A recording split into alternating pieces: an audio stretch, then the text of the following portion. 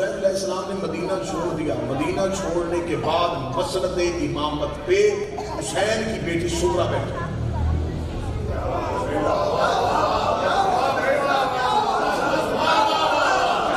اور مدینہ مرکز علم تھا. حسین مولا نے تو قیام کر دیا, یزیدیت کر دیا. اب وہاں پہ کوئی مدینے آ کے دین اسلام کا کوئی مسئلہ پوچھتا اور حجت وہاں پہ نہ ہو. یہ ذاکری میں روایت ہے کہ بی بی کو چھوڑ دیا, یہ مصائب تو ہے, لیکن اس میں حکمت امام کیا تھی؟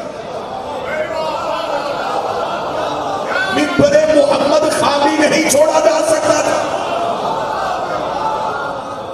فرمایا بیٹا آپ اس مسند پہ بیٹھے, میں آپ کو اختیار دے کے جاؤں گا. اور یہ جو آپ ذاکری میں روایت سنتے ہیں کہ 10 محرم وقت عصر بی بی کا ایک خط آیا. آپ نے یہ سنا ہے نا, خط کا مضمون بہت مشہور مضمون ہے. یہ خط ہے, لیکن اس خط کے مضمون کے دیواچے کو بتا اپنے ٹھیک ہے, جس نے پڑھا اسے مصیبت کی وجہ سے پڑھا رنگ بدلا.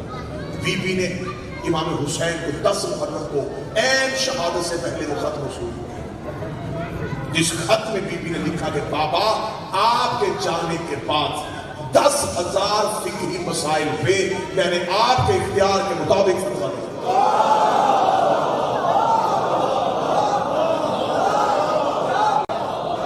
اور مولا امام حسین علیہ السلام نے بی بی کے خط کا جو جواب لکھا, اس جواب کا جو پہلا لفظ لکھا وہ پہلا لفظ سنیے گا.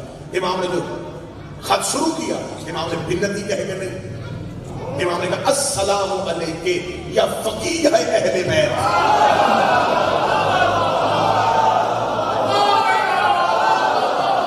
اہل بیت کی فقیہ تجھ پہ میرا سلام.